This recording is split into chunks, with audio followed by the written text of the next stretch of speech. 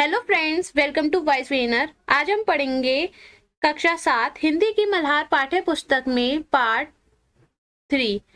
तो आज हम फूल और कांटा नाम की कविता पढ़ेंगे। इस कविता में कवि ने फूल और कांटे के माध्यम से हमें जीवन की एक बहुत बड़ी सीख दी है कि फूल और कांटा एक ही जगह जन्म लेते हैं। फूल और कांटा जो होते हैं वो एक ही स्थान पर जन्म लेते हैं, लेकिन दोनों का स्वभाव जो होता है ना वो अलग अलग होता है।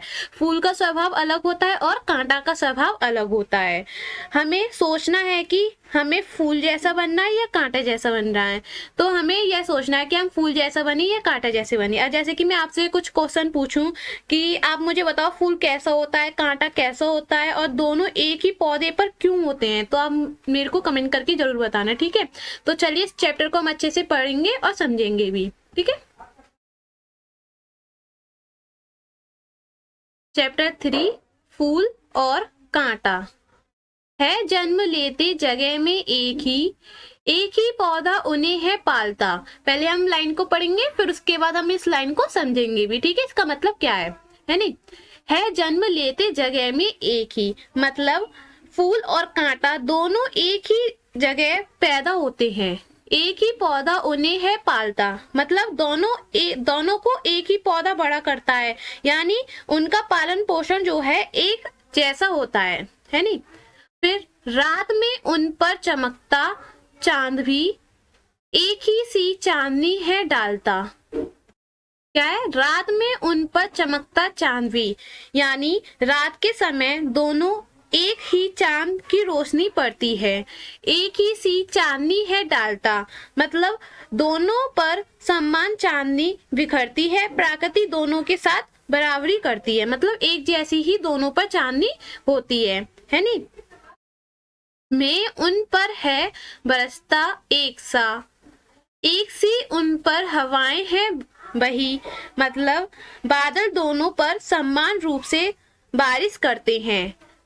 एक सी उन पर हवाएं हैं बही, मतलब हवा भी दोनों पर बराबर बहती है, यानी कि वातावरण जो होती है वो दोनों को एक जैसा मिलता है, दोनों को एक समान मिलता है नहीं। पर सदा ही यह दिखाता है हमें ढंग उनके एक से होते नहीं, मतलब लेकिन हमेशा हमें यह दिखाई देता है कि, बोला ना, पर सदा ही यह दिखाता है हमें मतलब लेकिन हमेशा हमें यह दिखाई नहीं देता है कि ढंग उनके एक से होते नहीं, मतलब फूल और कांटे का स्वभाव जो होता है ना वो एक जैसा नहीं होता है, दोनों का व्यवहार अलग होता है। वो हमें दिखाते हैं कि हम एक जैसे हैं, पर नहीं, दोनों का स्वभाव जो होता है ना वो अलग अलग होता है। छेद कर कांटा किसी की उंगलियां फाड़ देता है किसी का वर वसन, मतलब छेद कर कांटा किसी की उंगलियां, कांटा लोगों की उंगलियों में चुभ जाता है और दर्द देता है। तो कांटा जो होता है ना वो जैसे कि अगर हम उसको छूते हैं तो वो हमारे उंगली पर लग जाता है, तो वो हमें दर्द भी देता है। जैसे कि देखिए ये है ना, इसमें कांटे लगे, अगर हम इसको छुएंगे तो हमारे हाथ पर लग जाएंगे और फिर हमारी उंगलियों से खून भी निकलने लगेंगे, है नहीं। वैसे ही हमें दर्द देता है कांटा। फाड़ देता है किसी का वह वसन, मतलब कांटा कपड़े भी फाड़ देता है, यानी वह नुकसान पहुंचाता है हमें। कपड़े भी फाड़ देता है और हाथ में भी लग जाती है हमारे, तो ये हम कांटा हमें क्या करता है, नुकसान पहुंचाता है। प्यार डूबी तितलियों का पर कतर, मतलब कांटा कभी कभी तितलियों के पंखों को भी नुकसान पहुंचा देता है। तितलियों के जो पंख होते हैं, अगर तितलियां उन पर बैठेंगी तो उनको भी वो कभी कभी नुकसान पहुंचा देता है, पर किसी को सुख नहीं देता है, किसी को सुख नहीं देता है, वो दुख देता है नहीं। आगे देखते हैं।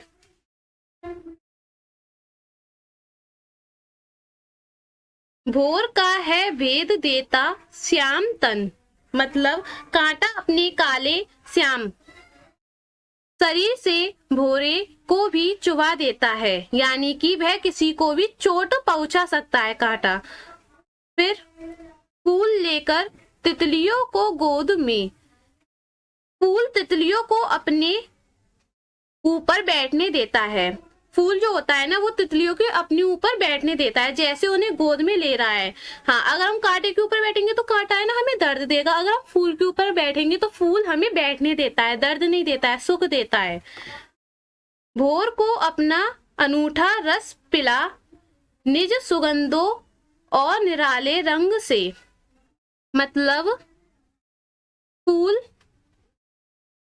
फूल जो है ना, वो फूल भोरे को अपना मीठा रस मतलब मधु पिलाता है, यानी वह सबको आनंद देता है। फूल मतलब निज सुगंधों और निराले रंग से, मतलब अपनी खुशबू और सुंदर रंगों से।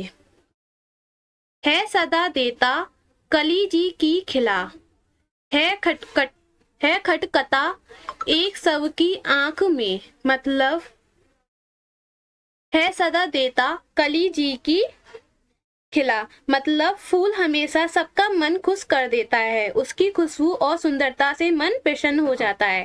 कांटा जो होता है वो चुभाता है, वो हमें दुख देता है, लेकिन फूल जो होता है वो हमेशा सबको मतलब सबका मन खुश कर देता है, और अपनी खुशबू मतलब उसकी खुशबू और सुंदरता से मन प्रसन्न हो जाता है खटखटा एक सबकी आंख में, मतलब कांटा सबकी आंखों में चुभता है, यानी सबको बुरा लगता है। कांटा जो होता है वो सबकी आंखों में चुभता है और सबको बुरा लगता है नहीं। और फूल जो होता है वो सबको खुश रख देता है, मतलब सबको प्रसन्न रखता है, और उनका सुंदरता से मन प्रसन्न हो जाता है खुश, मतलब फूल को देखकर, है नहीं। दूसरा है सोहता सुर शीश पर, मतलब जबकि फूल सबको अच्छा लगता है और लोग उसे सिर पर सजाते हैं, यानी उसका सम्मान होता है। जबकि फूल जो होता है वो सबको अच्छा लगता है और लोग उसे सिर पर सजाते हैं, यानी उसका सम्मान करते हैं। होता है ना कि कोई कोई फूल अच्छा लगता है तो लोग अपने सिर पर भी लगा देते हैं कि ये फूल अच्छा लग रहा है, अगर हम इसको नहीं अपने सिर पर लगा दे तो वो अच्छा लगेगा, हमारे बालों में हम लगा लेते हैं ना, वैसे ही लोग उसका सम्मान करते हैं। किस तरह कुल की बड़ाई काम में, मतलब सिर्फ अच्छे परिवार या जगह में जन्म लेने से कोई महान नहीं बनता, अगर जो किसी में हो बड़प्पन की कसर, मतलब अगर व्यक्ति के स्वभाव में अच्छाई नहीं है तो उसका जन्म स्थान कोई महत्व नहीं रखता। अगर उसके अंदर, जैसे कि अब मान लो कोई व्यक्ति उसके अंदर अच्छाई नहीं है, सब बुरी बुरी चीज है, तो उसका मतलब ऐसे बोलेंगे ना कि कैसा इंसान है, क्यों ही ये जीवन में आया। और जिसके अंदर एकदम अच्छाई सी होगी, उसका स्वभाव अच्छा होगा, तो उसका मतलब सब जो है उसका महत्व रखेंगे, उसका सम्मान करेंगे। होता है ना ये। तो यह कवि, इसके कवि कौन है? अयोध्या सिंह उपाध्याय हरिऔध। ठीक है, तो इस कविता में आपने क्या सीखा? फूल और कांटा एक ही जगह जन्म लेते हैं, हमने ये देखा, लेकिन फूल सबको खुशियां देता है और सम्मान पाता है। फूल जो होता है ना सबको खुशियां देता है और सम्मान भी पाता है, लेकिन कांटा जो होता है वो सबको दुख देता है, इसलिए कोई उसे पसंद नहीं करता, है नहीं। तो आज हमने फूल और कांटा मतलब इन दोनों के बारे में अच्छे से समझा। फूल हमें मतलब खुशी रखता है, और हमें मतलब फूल को हम सम्मान वगैरह देते हैं, और कांटा जो होता है वो एकदम दुख वगैरह देता है। तो इसलिए हमें फूल जैसा अच्छा स्वभाव रखना चाहिए, है नहीं। हमें कैसा रहना चाहिए? फूल जैसा अच्छा स्वभाव रखना चाहिए। तो और देखते हैं आगे। कवि से परिचय। उठो लाल अब आंखें खोलो, पानी लाई हूँ मुंह धो लो। बचपन में यह प्यारी कविता आपने भी पढ़ी होगी। इस कविता को रचने वाले अयोध्या सिंह उपाध्याय हरिऔध ही फूल और कांटा के कवि हैं। कौन है? अयोध्या सिंह उपाध्याय हरिऔध ही फूल और कांटा के कवि हैं। बच्चों के लिए उन्होंने अनेक रोचक कविताएं लिखी हैं। बच्चों के लिए उन्होंने क्या लिखी है? अनेक रोचक कविताएं लिखी हैं। उनका जन्म आजमगढ़ उत्तर प्रदेश में हुआ था। हरिऔध जी की चर्चित काव्य कृति प्रिय प्रभास को खड़ी बोली का पहला महाकाव्य माना जाता है। प्रिय प्रवास की खड़ी बोली का पहला महाकाव्य माना जाता है नहीं। बच्चों के लिए उनके अनेक कविता संकलन प्रकाशित हैं, जिनमें चंद्र खिलौना और खेल तमाशा उल्लेखनीय हैं। तो आज की वीडियो यहाँ पर ही समाप्त होती है। अब मिलते हैं नेक्स्ट वीडियो में। ठीक है, चलिए। अगर वीडियो अच्छी लगे तो वीडियो को लाइक करें, चैनल को सब्सक्राइब करें, शेयर करना ना भूलें। Bye bye.